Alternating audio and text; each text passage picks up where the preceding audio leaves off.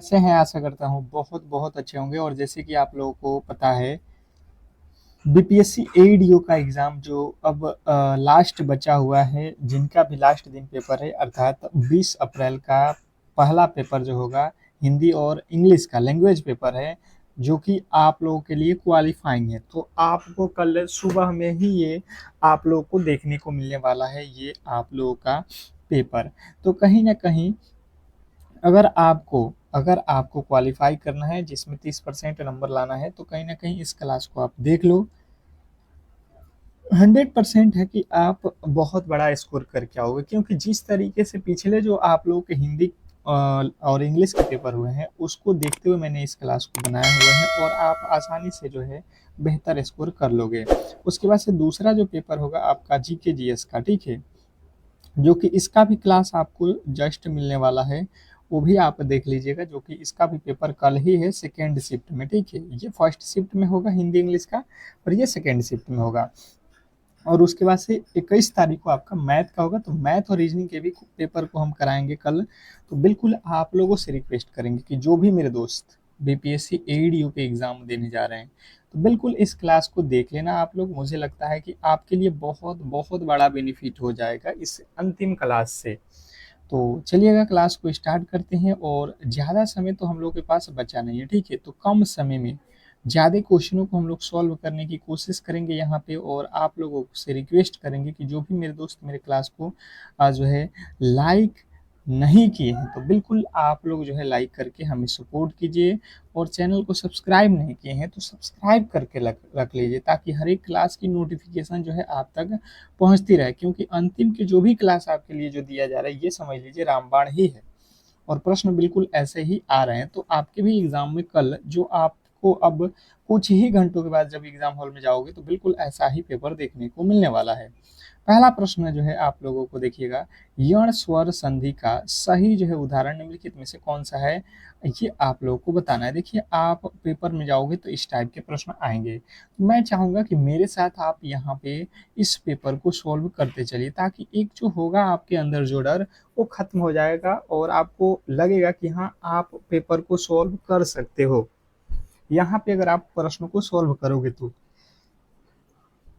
यण संधि का हमें उदाहरण बताना है। देखिए, महाशय है, मतयक है, अन्वय है, परोपकार है। तो यण संधि अगर आपको बनाना है, अर्थात आपको ध्यान देना है उसमें क्या बनाया जाता है, व और य। तो व और य यहाँ पे नहीं है, बिल्कुल गलत हो जाएगा। यहाँ पे भी नहीं है, और परोपकार में तो पर हो जाता है। अर्थात यहाँ पे देखोगे, इसका जब संधि विच्छेद करोगे आधा ना, तो ये हो जाएगा अनु, और यहाँ पे व में से निकलता है आय अय। तो अर्थात यहाँ पे व बन रहा है, यही हमारा यण संधि होता है। नेक्स्ट प्रश्न आपके सामने कह रहा है कि जो है अपभ्रंश को पुरानी हिंदी की संज्ञा सर्वप्रथम किसने दी थी। क्वेश्चन नंबर दूसरा बहुत इंपॉर्टेंट है, बताने की कोशिश करेंगे सभी लोग। क्वेश्चन नंबर दूसरे का राइट उत्तर क्या होने वाला है। इसमें पूछा है कि अपभ्रंश को पुरानी हिंदी की संज्ञा सर्वप्रथम किसने दी थी। तो जो भी मेरे दोस्त बता रहे हैं यहाँ पे, चंद्रधर शर्मा गुलेरी बिल्कुल राइट उत्तर है। चंद्रधर शर्मा गुलेरी बिल्कुल ऑप्शन नंबर बी के साथ जो भी मेरे दोस्त गए हैं, उनके बिल्कुल राइट उत्तर है। इसमें कहीं से भी आपको गलती नहीं करना है। नेक्स्ट प्रश्न आपके सामने है, क्वेश्चन नंबर 3। निम्नलिखित में से शुद्ध वर्तनी वाले शब्द का चयन करें। निम्नलिखित में से शुद्ध वर्तनी वाले शब्द का चयन करना है, क्वेश्चन नंबर 3। तीसरे नंबर प्रश्न के जो राइट उत्तर है बताएंगे सभी लोग। क्वेश्चन नंबर 3 आपके सामने है, क्या लगता है आपको इस प्रश्न का राइट उत्तर। निम्नलिखित में से शुद्ध वर्तनी का चयन करना है। तो देखिए, अंतर ध्यान जो लिखा गया है, ये कहाँ पे सही है, अंतर यहाँ पे पूरा ना लिखा है तो बिल्कुल गलत। और यहाँ पे जो है आप देखोगे तो अ के ऊपर ना तो ठीक है, फिर ता के ऊपर हो गया तो बिल्कुल गलत। अंतर ध्यान, ध्यान लिख दिया यहाँ पे, बिल्कुल गलत। अंतर्धान होता है ऑप्शन नंबर, जो कि ए में दिया गया है, बिल्कुल राइट उत्तर है। आप देखोगे बेहतर तरीके से तो आपके राइट उत्तर बिल्कुल गलत नहीं होंगे। नेक्स्ट प्रश्न आपके सामने है, अत्यधिक का सही संधि अत्यधिक का संधि नहीं, विलोम शब्द बताना है यहाँ पे, अर्थात उल्टा इसका बताइए, अत्यधिक का। जी बिल्कुल बिल्कुल यार, क्लास के लाइकों की संख्या आज बहुत कम है। कम से कम लाइक और एक बार शेयर लगा दो ताकि सभी लोगों के पास ये क्लास पहुंच सके। तो अधिकता का, अधिकता लिखा है, अधिकता का सही जो है विलोम उपत्यका हो जाएगा, उपत्यका। नेक्स्ट प्रश्न आपके सामने है, कह रहा है 5वां नंबर प्रश्न कि जिसके पास कुछ न हो, वाक्यांश के लिए एक शब्द क्या होगा? जिसके पास कुछ नहीं होता है उसको क्या कहा जाता है? एक शब्दों में आपको बताना है, बताने की कोशिश करेंगे। यहाँ पे ऑप्शन आपके दिए गए हैं, जो भी आपके अकॉर्डिंग राइट उत्तर लग रहा है आप बताने की कोशिश कीजिए सभी लोग। जिसके पास कुछ न हो उसको एक शब्दों में बोला जाता है, आप लोगों को याद रखना, अकिंचन। जिन्होंने ऑप्शन नंबर बी को चुना है, क्वेश्चन नंबर 5वें का राइट उत्तर जिन्होंने बी को चुना है उनके बिल्कुल 100% सही उत्तर है। नेक्स्ट प्रश्न आपके सामने है, लंबोदर में कौन सा समास प्रयुक्त हुआ है? क्वेश्चन नंबर 6, छठे नंबर प्रश्न के जो राइट उत्तर है बताने की कोशिश कीजिए सभी लोग कि जो है लंबोदर में कौन सा समास प्रयुक्त हुआ है। जो भी मेरे दोस्त यहाँ पे बता रहे हैं कि लंबोदर में जो है, लंबोदर में जो है यहाँ पे आप लोग का लंबोदर, अर्थात लंबोदर किसको का अर्थ क्या होता है? लंबोदर लंबा है, ओदर जिसका अर्थात गणेश जी। और मैंने बताया है कि जितने भी भगवान के नाम हैं वो सभी के सभी बहुब्रीहि समास में आते हैं। तो गलती तो मुझे लगता है कि आप करोगे नहीं, अगर आप हमसे पुराने से जुड़े हैं तो आप आसानी से पेपर को कर लोगे। नेक्स्ट प्रश्न आपके सामने ही, शशांक निम्नलिखित में से किस का जो है पर्यायवाची शब्द है? क्वेश्चन नंबर 7 बहुत बहुत इंपॉर्टेंट है, स्टार लगा लो। पूछा क्या गया है कि जो है शशांक निम्नलिखित में से किसका पर्यायवाची शब्द है? आपके ऑप्शन है सूर्य, चंद्रमा, खरगोश और शिव। क्या लगता है आपको? क्वेश्चन नंबर 7, 7वें नंबर प्रश्न का राइट उत्तर हो जाएगा शशांक मतलब होता है सूर्य, सॉरी चंद्रमा। सूर्य को तो प्रभा, भाकर ये सब कहा जाता है और शशांक बोला जाता है चंद्रमा का। नेक्स्ट प्रश्न आपके सामने है, कह रहा है कि वाक्यांश, वाक्यम रसयात्मक काव्यम यह प्रसिद्ध कथम किस आचार्य का है?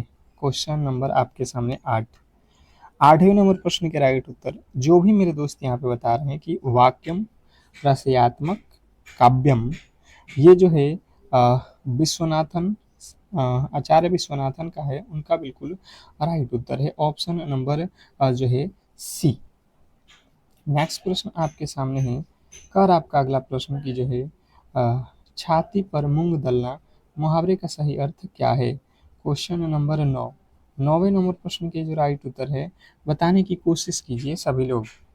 इसने कहा है छाती पर मूंग दलना मुहावरे का अर्थ क्या होता है? आपके पास ऑप्शन है, बताने की कोशिश कीजिए सभी लोग। छाती पर मूंग दलना, कठिन कार्य को करना, बिल्कुल गलत बात है भाई साहब। कर्ज महसूस कराना बिल्कुल गलत, युद्ध करना बिल्कुल गलत। छाती पर मूंग दलना अर्थात पास रहकर दुख देना बिल्कुल राइट उत्तर है ऑप्शन नंबर बी। नेक्स्ट प्रश्न आपके सामने है, उन्मिलन शब्द का सटीक विलोम शब्द क्या है? उन्मिलन शब्द का सटीक विलोम शब्द क्या है? क्वेश्चन नंबर 10, 10वें नंबर प्रश्न के जो राइट उत्तर है बताने की कोशिश करेंगे सभी लोग। क्वेश्चन नंबर 10 सभी लोग बताएंगे, उन्मिलन शब्द का सटीक विलोम शब्द क्या होता है? तो उन्मूलन, उन्मिलन का क्या होता है? अनुमिलन बिल्कुल गलत हो जाएगा, अवमिलन बिल्कुल गलत, मिलन बिल्कुल गलत। इसका क्या हो जाता है? निमिलन। उन्मिलन का क्या हो जाएगा? निमिलन। अविलोम हो जाएगा, उल्टा हो जाएगा, जो कि ऑप्शन नंबर बी में दिया गया। मुझे लगता है आप बेहतर तरीके से समझ गए होंगे। नेक्स्ट प्रश्न आपके सामने है कि निम्नलिखित में से कौन सा कण पार्श्विक व्यंजन कहलाता है? निम्नलिखित में से कौन सा कण पार्श्विक व्यंजन कहलाता है? वेरी वेरी इंपॉर्टेंट है, बताएंगे पार्श्विक व्यंजन निम्नलिखित में से कौन कहलाता है? तो पार्श्विक व्यंजन जिन्होंने बताया है ल कहलाता है, ल जो वर्ण है बिल्कुल पार्श्विक व्यंजन है ऑप्शन नंबर सी। नेक्स्ट प्रश्न आपके सामने है, कह रहा है कि अन्वय की दृष्टि से कौन सा वाक्य शुद्ध है? अन्वय की दृष्टि से कौन सा वाक्य शुद्ध है? क्वेश्चन नंबर 12, 12वें नंबर प्रश्न के जो राइट उत्तर है बताने की कोशिश करेंगे सभी लोग। अन्वय की दृष्टि से कौन सा वाक्य शुद्ध है? देखिए यहाँ पे अगर आप देखोगे तो लिखा हुआ है उसने फूलों की एक माला खरीदी। उसने फूलों की एक माला खरीदी, बिल्कुल राइट उत्तर है। यहाँ पे एक फूल का माला थोड़ी ना होता है, ये बिल्कुल गलत। फूलों की एक माला होता है, ये बिल्कुल राइट उत्तर है। नेक्स्ट प्रश्न आपके सामने है, हाथ की तत्सम रूप क्या होगा? हाथ की तत्सम रूप, क्वेश्चन नंबर जो है आप लोगों के सामने 13, बहुत इंपॉर्टेंट है। तत्सम तद्भव से प्रश्न आपके एग्जाम हॉल वाला पूछ रहा है, और थोड़े से अगर आप ध्यान देते हैं तो तत्सम और तद्भव में बहुत बेहतर करके आओगे, ठीक है। जैसे कि आप लोग यहाँ पे देख रहे हो, इसने कहा है कि हाथी का तत्सम रूप। तत्सम का अर्थ होता है, संस्कृत के शब्दों को तत्सम कहा जाता है। तो हाथी को तो हस्त नहीं कहा जाता, हस्त मतलब तो हाथ होता है। अ, और हस्ती हस्ती मतलब होता है संस्कृत में हाथी, तो इसको हम लोग बोलते हैं तद्भव में हाथी। ऑप्शन नंबर बी हमसे पूछा गया है तत्सम रूप, तो यहाँ पे हस्ती हो जाएगा। नेक्स्ट प्रश्न आपके सामने है, कह रहा है यथाशक्ति में कौन सा समास है? देखिएगा यथाशक्ति में कौन सा समास है। समास हमने आपको बहुत बेहतरीन तरीके से बताया हुआ है।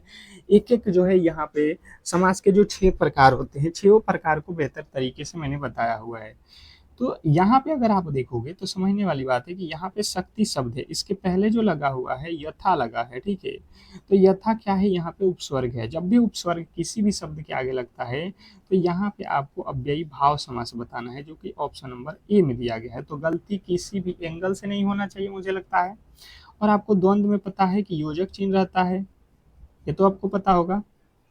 और यहाँ पे कर्मधारय समास का विग्रह करोगे तो के समान चाहे है जो होता है, तत्पुरुष में क्या होता है? कारक चिन्ह होता है। जैसे का के की में पर, जैसे राजा का पुत्र, तो राजपुत्र जब बोलोगे राजपुत्र कौन सा समास होगा? तो इसका विग्रह करोगे तो राजा का जो आ गया कारक चिन्ह हो गया, तो अर्थात ये तत्पुरुष में आता है। अगला प्रश्न है कि जो प्रणाम से सिद्ध न हो, जो प्रमाण से सिद्ध न हो, उस वाक्यांश के लिए एक शब्द। अब बताइएगा, जो प्रमाण से सिद्ध न हो सके, तो प्रमाण से किसी को अगर आप सिद्ध नहीं कर सकते हो तो उसको क्या बोला जाएगा?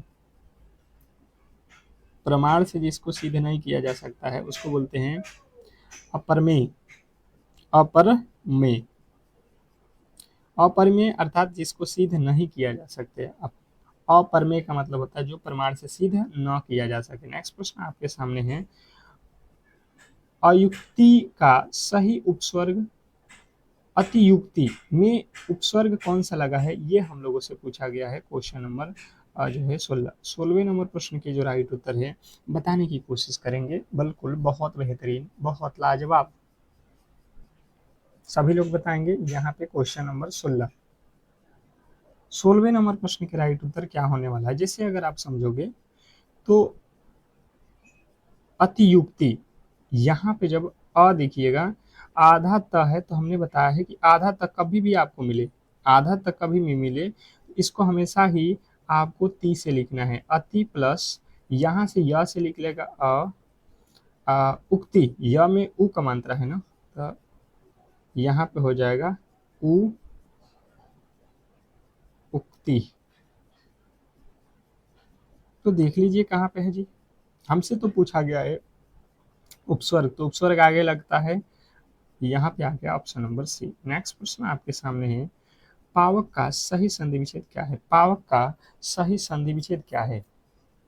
क्वेश्चन नंबर 17, पावक का संधि विच्छेद मैंने बताया है आपको बेहतर तरीके से संधि विच्छेद करना है। यहाँ पे देखिएगा पावक में क्या लिखा है, प के बाद एक पाई है, तो जब भी यहाँ पे एक पाई है तो आपको क्या लिखना होता है? जैसे आपको मैंने बताया है कि अगर प रहता केवल तो एक मंत्र देते, और प के बाद एक पा है, पा का मंत्र है तो डबल मंत्र देंगे, प प्लस अक। मैंने आपको एक बताया था पवन, अगर पवन का कोई बोलता है तो जैसे प के बाद केवल मात्रा नहीं है अ का, तो हम क्या इसका बनाएंगे? तो पो प्लस अक, आपको क्लियर समझ में आ गया होगा कि जैसे यहाँ पे प केवल एक है तो यहाँ पे ओ का मात्रा, ये जब पा है तो यहाँ पे एक मात्रा और बढ़ जाएगा। तो बिल्कुल आप क्लियर समझोगे तो कहीं न कहीं आप बेहतर स्कोर करोगे। नेक्स्ट प्रश्न आपके सामने है कि आँख का तारा होना मुहावरे का सही अर्थ क्या है? आँख का तारा होना अर्थात इस मुहावरे का जो है अर्थ क्या होता है? बहुत सुंदर होना, बहुत प्रिय होना, दृष्टि अच्छी होना या पास होना?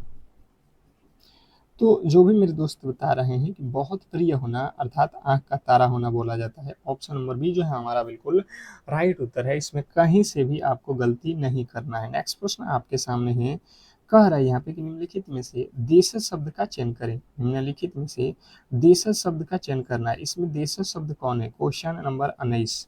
19वें नंबर प्रश्न का राइट उत्तर बताएंगे। देशज शब्द कौन से शब्द होते हैं जो केवल हम लोग अपने देश में बोलते हैं? अग्नि, लोटा, स्कूल और मयूर। मयूर तो संस्कृत का शब्द है, ये तो देशज शब्द नहीं है। स्कूल, ये तो स्कूल इंग्लिश का शब्द है और यहाँ पे अग्नि भी संस्कृत का शब्द है। पर यहाँ पे आप देखोगे लोटा, तो लोटा हमारा देशज शब्द है। लोटा जो है बिल्कुल हमारा राइट उत्तर हो जाएगा, जो कि हम लोग केवल अपने देश में लोटा बोलते हैं। अगला प्रश्न आपके सामने है, चौराहा में कौन सा समास है? चौराहा में कौन सा समास है? Question number 20। 20वें नंबर प्रश्न के जो राइट उत्तर है बताने की कोशिश कीजिए सभी लोग। चौराहा में कौन सा समास है? बिल्कुल, बहुत अच्छा, बहुत बेहतरीन। चौराहा में कौन सा समास है? अव्ययी भाव समास, तत्पुरुष समास, द्विगु समास, द्वंद्व समास। मैंने आपको बताया था कि यहाँ पे अव्ययी भाव समास में हमेशा क्या होता है? उपसर्ग लगा होता है। तत्पुरुष में कारक चिन्ह आना चाहिए। तो चौराहा का अर्थ अगर हम प्रकट करेंगे तो चौराहा में क्या आ रहा है? चार राहों का समूह। तो तत्पुरुष तो होगा नहीं। और इसमें अगर आप देखोगे तो यजक चिन्ह भी नहीं है या अपोजिट भी नहीं है, तो ये भी नहीं है। आप सीधा जाओगे द्विगु के साथ। क्यों? क्योंकि चौराहा में आपको सबसे पहले दिख रहा है संख्या 4। जब भी संख्या की बात हो जाए तो आप द्विगु समास के साथ जाओगे। नेक्स्ट प्रश्न आपके सामने है, कह रहा है कि शुद्ध वाक्य का चयन करें। शुद्ध वाक्य का चयन करना है। यहाँ पे जो लिखा गया है इसमें कौन सा वाक्य शुद्ध है, यही हमें बताना है। तो देखिएगा, इसने लिखा है सीता ने गीत गाया। बिल्कुल राइट उत्तर है ऑप्शन नंबर बी कि सीता ने गीत गाया। ये आप लोगों का क्लियर है। नेक्स्ट प्रश्न आपके सामने है, सत प्लस जन का संधि विच्छेद से कौन सा शब्द बनेगा? सत प्लस जन से कौन सा संधि विच्छेद बनेगा? यहाँ पे लिखा है आप लोगों का सत प्लस जन। इससे कौन सा शब्द बनने वाला है ये हमें बताने की कोशिश करेंगे सभी लोग। तो जैसे अगर आप देखोगे तो यहाँ पे आधा त है तो ये ज में जाएगा तो आधा क्या हो जाएगा? ज हो जाएगा। सज्जन। सज्जन जो है हमारे बिल्कुल राइट उत्तर है, जो कि ऑप्शन नंबर जो है बी में है। हमेशा ता जो है आधा लिखा जाता है इसमें हलंत लगाकर। नेक्स्ट प्रश्न आपके सामने है, कह रहा है यहाँ पे कि अंधा अंधा क्या चाहे जो आंखें। लोकोक्ति का अर्थ क्या है? अंधा क्या चाहे जो दो आंखें। लोकोक्ति का अर्थ क्या है? क्वेश्चन नंबर 23 के राइट उत्तर आप लोगों को बताना है। क्वेश्चन नंबर 23 पे आ चुके हैं और जो भी मेरे दोस्त बता रहे हैं कि जो है इच्छित वस्तु की प्राप्ति होना, बिल्कुल राइट उत्तर है ऑप्शन नंबर बी आप लोगों का। नेक्स्ट प्रश्न आपके सामने है, कह रहा है यहाँ पे हाथी का पर्यायवाची शब्द नहीं है। यहाँ पे देखिएगा, अंत में पढ़िएगा पूरा, नहीं तो आप केवल देखेंगे हाथी का पर्यायवाची और लगाएंगे आगे बढ़ जाएंगे तो बिल्कुल गलत हो जाएगा यहाँ पे, ठीक है। तो यही ध्यान देना है कि एग्जाम हॉल में हड़बड़ाना नहीं है। बेहतर से आप प्रश्नों को पढ़िएगा तो बेहतर आप स्कोर करके आइएगा। तो जिन्होंने बताया यहाँ पे कि हाथी को बोला जाता है तरणी, बिल्कुल राइट उत्तर है। नेक्स्ट प्रश्न आपके सामने है, एक मिनट, आपसे क्या बोला गया था? हमने क्या बताया जी? इसने कहा है हाथी का पर्यायवाची कौन नहीं है? तो गज हाथी को भी बोला जाता है, दंती हाथी को ही, कुंजर भी हाथी को बोला जाता है, तुरण किसको बोला जाता है? ये सूर्य को बोला जाता है ना। सूर्य का अर्थ है, हमसे पूछा गया था नहीं तो ऑप्शन नंबर सी था। नेक्स्ट प्रश्न आपके सामने है, कह रहा है कि प्रति उत्पन्नमति शब्द का सही अर्थ क्या है? प्रति उत्पन्नमति का सही अर्थ क्या है? तो सही अर्थ आप देख लो, प्रति उत्पन्नमति का अर्थ होता है जिसकी बुद्धि तुरंत उत्तर सोच ले। जिसकी बुद्धि तुरंत उत्तर सोच ले। ऑप्शन नंबर बी जो है हमारा बिल्कुल राइट उत्तर है। अगला प्रश्न है कि वीर रस का अस्थाई भाव क्या होता है? वीर रस का अस्थाई भाव क्या होता है? क्वेश्चन नंबर और जो है 26वें नंबर प्रश्न के जो राइट उत्तर है बताने की कोशिश कीजिए सभी लोग। क्वेश्चन नंबर 26 पे आ चुके हैं। वीर रस का अस्थाई भाव क्या है? तो जिनने बताया है उत्साह, उनके बिल्कुल राइट उत्तर है उत्साह, ऑप्शन नंबर सी। नेक्स्ट प्रश्न आपके सामने है, तरड़ी और तरड़ी शब्द का सही अर्थ और भेद क्या है? तरड़ी, तरड़ी में देखिए छोटाई और बड़ाई, इसके अर्थ जो है हमें बताना है कि क्या होने वाला है। मैंने अभी कुछ देर पहले तरड़ी का मतलब बताया था, अगर आप थोड़े से ध्यान दीजिएगा तो तरड़ी का मतलब हमने अभी बताया सूर्य। तो यहाँ पे तो नदी है और यहाँ पे नाव है, ये तो दोनों गलत हो जाएंगे। इस तरणी का अर्थ मैंने बताया था सूर्य, और एक तरणी का मतलब होता है नाव, अर्थात ऑप्शन नंबर बी जो है हमारा बिल्कुल राइट उत्तर है। ऑप्शन नंबर बी के साथ जो भी मेरे दोस्त गए हैं उनका बिल्कुल क्लियर है। अगला प्रश्न है कि अधजल गगरी छलकत जाए का अर्थ क्या है? अधजल घगरी छलकत जाए, question number 28, very very important प्रश्न है, सॉल्व करने की कोशिश करेंगे सभी लोग। अधजल गगरी छलकत जाए अर्थात कम ज्ञान वाले का अधिक जो है दिखावा करना, बिल्कुल राइट उत्तर है ऑप्शन नंबर बी। नेक्स्ट प्रश्न आपके सामने है, कह रहा है यहाँ पे कि प्रत्यय शब्द के आ, प्रत्यय शब्द के कहाँ जुड़ता है? प्रत्यय शब्द कहाँ जुड़ता है? तो प्रत्यय कहाँ होता है? उपसर्ग आगे होता है। प्रत्यय कहाँ होता है? पीछे होता है, अर्थात शब्द के अंत में जुड़ा होता है। ऑप्शन नंबर सी जो है हमारा बिल्कुल राइट उत्तर है। नेक्स्ट प्रश्न आपके सामने है, कह रहा है इति का सही विलोम शब्द क्या है? इति का सही विलोम शब्द क्या है? Question number 30। 30वें नंबर प्रश्न के जो राइट उत्तर है बताने की कोशिश करेंगे। इति का विलोम शब्द क्या होता है? तो इति का होता है अथ। ऑप्शन नंबर आपके सामने बी जो है हमारा बिल्कुल राइट उत्तर है, इति का अर्थ होता है। नेक्स्ट प्रश्न आपके सामने है, शुद्ध वर्तनी वाले शब्द का चयन करें। शुद्ध वर्तनी वाले शब्द का जो है आपको क्या करना है? चयन करना है। तो देखिए यहाँ पे शुद्ध वर्तनी कौन सा है? कवित्री जो है ऑप्शन नंबर बी वाला बिल्कुल राइट उत्तर है। गलती नहीं करोगे, मुझे लगता है आसानी से कर लोगे। नेक्स्ट प्रश्न आपके सामने है, पीपर पात सरिस मन डोला में कौन सा अलंकार है? पीपल, पीपर पात सरिस मन डोला में कौन सा अलंकार है? तो जो भी मेरे दोस्त बता रहे हैं उपमा अलंकार है, बिल्कुल राइट उत्तर है। नेक्स्ट प्रश्न आपके सामने है, अन्वय का सही संधि विच्छेद क्या है? अन्वय का सही संधि विच्छेद क्या है? Question number 33। 33वें नंबर प्रश्न के जो राइट उत्तर है बताने की कोशिश करेंगे सभी लोग। अन्वय का सही संधि विच्छेद क्या होने वाला है?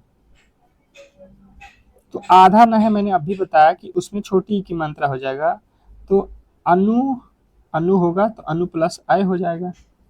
नेक्स्ट प्रश्न आपके सामने है, अतिवृष्टि का सही विलोम शब्द क्या होगा?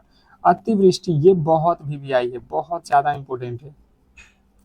और एक बात बता दूं कि सुबह के आपका जब एग्जाम स्टार्ट होगा तो सुबह के 5 AM पे एक क्लास होगा, ठीक है, जो कि मोस्ट इंपोर्टेंट प्रश्नों के साथ आएंगे, रामबाण प्रश्नों के साथ आएंगे। तो उस क्लास को बिल्कुल आप सुबह के 5 AM पे देख लीजिएगा और फिर आप एग्जाम हॉल में जाइएगा। तो बिल्कुल आप अभी से जो है नोटिफिकेशन ऑन कर लीजिएगा। अतिवृष्टि का अनावृष्टि आपका राइट उत्तर है। अगला प्रश्न है कि जो सब कुछ जानता हो वाक्य के लिए एक शब्द। जिसको सब चीज पता हो उसको बोलते हैं सर्वज्ञ। जिसको सभी चीजों का ज्ञान हो अर्थात सर्वज्ञ कहा जाता है। ऑप्शन नंबर सी जो है हमारा बिल्कुल राइट उत्तर है। नेक्स्ट प्रश्न है कि हवा से बातें करना मुहावरे का सही अर्थ क्या है? आपने देखा होगा हवा से बातें करना मुहावरे आप लोगों के सामने बार बार लोग बोलते हैं, अर्थात इसका मतलब होता है हवा से बातें करना की अर्थात बहुत तेज दौड़ना। नेक्स्ट प्रश्न आपके सामने है कि जो है पंचवटी में कौन सा समास प्रयुक्त हुआ है? पंचवटी में कौन सा समास प्रयुक्त हुआ है?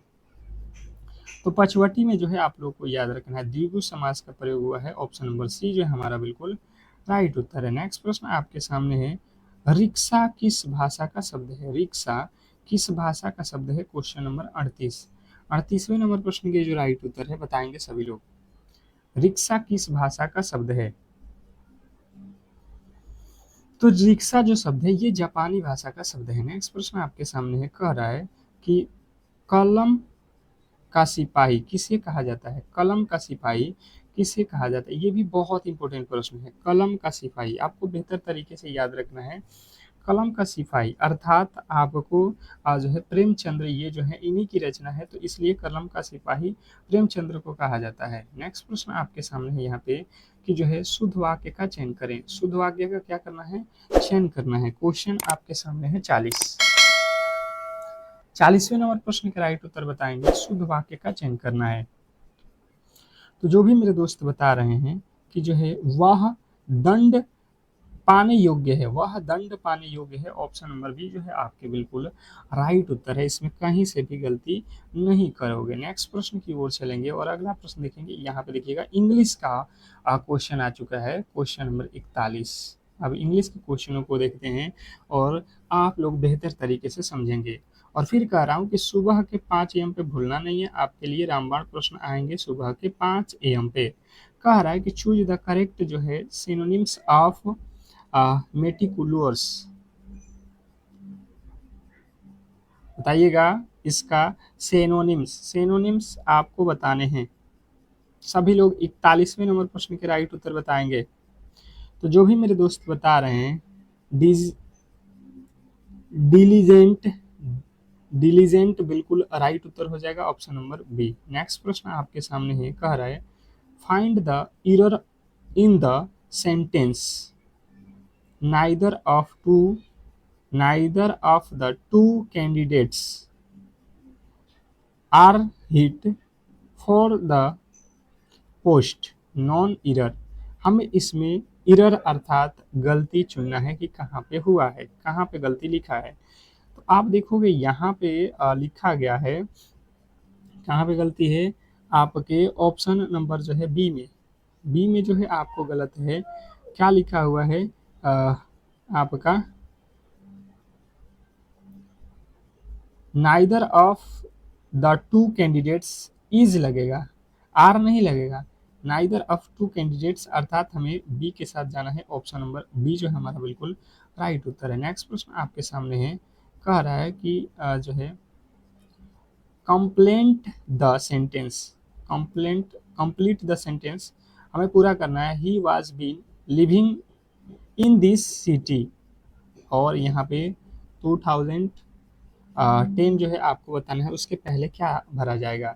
4 भरा जाएगा, बिल्कुल गलत हो जाएगा। फ्रॉम भरा जाएगा, बाई भरा जाएगा, गलत हो जाएगा, क्योंकि ये 2010 जो है बिल्कुल सही फिक्स समय है।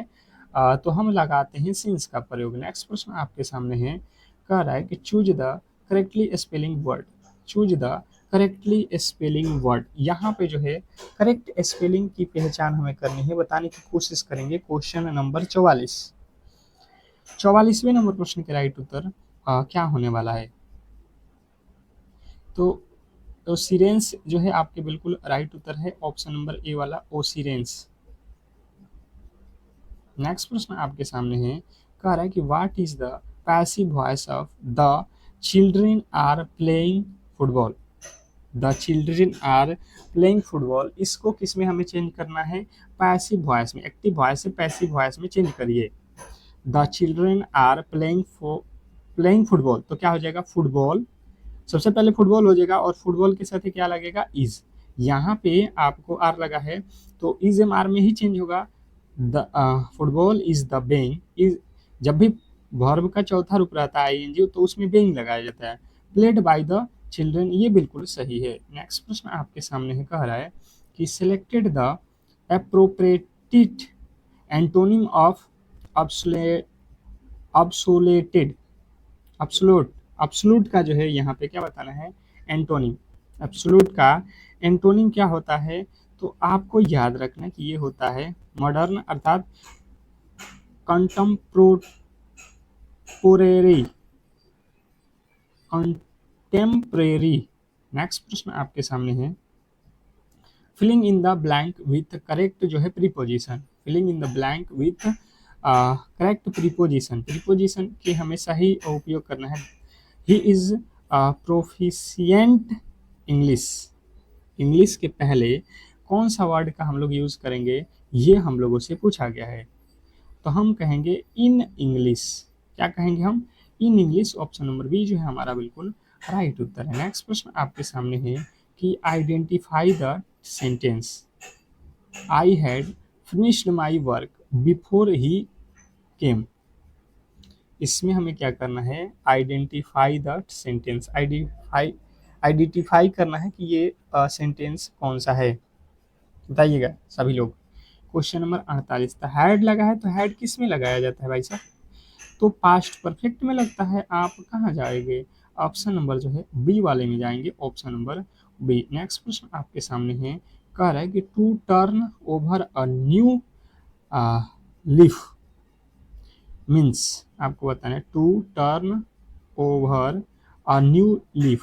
क्वेश्चन आपके सामने 39वें नंबर प्रश्न के राइट उत्तर, 49वें नंबर प्रश्न पे है ना, 49वें नंबर प्रश्न के राइट उत्तर जो भी मेरे दोस्त बता रहे हैं कि जो है to change one's behaviours for the better. Next प्रश्न आपके सामने है, कह रहा है कि जो है change into indirect speech, change into indirect speech, he said I am happy, he said I am happy. इसको क्या करना है हमें कि जो है डायरेक्ट स्पीच में चेंज करना है, डायरेक्ट स्पीच में चेंज करिए। क्वेश्चन नंबर आपके सामने 50, तो जिन्होंने बताया है कि she said that he was happy, she said that he was happy, बिल्कुल राइट उत्तर है ऑप्शन नंबर बी। जिन्होंने बी को चुना है उनके बिल्कुल राइट उत्तर है। तो इस तरीके से आज के क्लास को हम लोग यहीं पे समाप्त करेंगे और आपसे रिक्वेस्ट करेंगे कि जो भी मेरे दोस्त मेरे क्लास को लाइक नहीं किए थे तो लाइक कर लीजिए, और चैनल को सब्सक्राइब नहीं किए तो चैनल को सब्सक्राइब कर लीजिए, क्योंकि सुबह के 5 AM पे हम आएंगे आपके लिए, और बिल्कुल वो क्लास आप देख कर ही जाना एग्जाम हॉल में अगर बेहतर करना है तो। नेक्स्ट प्रश्न सुबह में देखेंगे, तब तक